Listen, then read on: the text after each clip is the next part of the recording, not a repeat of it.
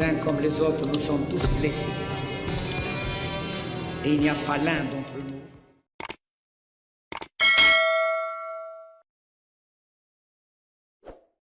Abdelmadjid Tebboune en France.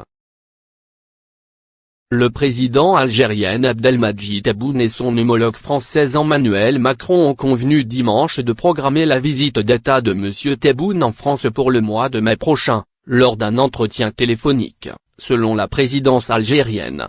Les deux présidents ont évoqué des questions portant sur les relations bilatérales et la visite d'État du président de la République en France, convenant de la programmer pour le mois de mai prochain, a précisé la présidence, dans un communiqué. Dans un entretien avec l'écrivain algérien Kamelda publié le 11 janvier par l'hebdomadaire Le Point, M. Macron a dit espérer accueillir M. Tebboune en France en 2023 pour poursuivre le travail de mémoire et de réconciliation entre les deux pays. Fin décembre, M. Tebboune avait salué la nouvelle relation de confiance entre la France et l'Algérie, 4 mois après la visite à Alger de M. Macron, et annoncé une visite d'État en France en 2023, dans un entretien au quotidien français Le Figaro.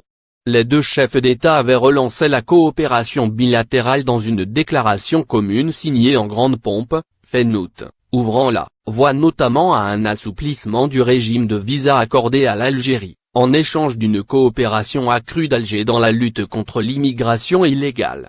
La question empoisonnait la relation bilatérale après que Paris avait divisé par 2 à l'automne 2021 le nombre de visas octroyés à l'Algérie, jugée pas assez prompte à réadmettre ses ressortissants expulsés de France. Mais le dossier a été réglé à la mi-décembre lorsque la France a annoncé, par l'intermédiaire de son ministre de l'Intérieur Gérald Darmanin, un retour à la normale de l'octroi de visas aux ressortissants algériens, après une décision similaire pour les Tunisiens et les Marocains.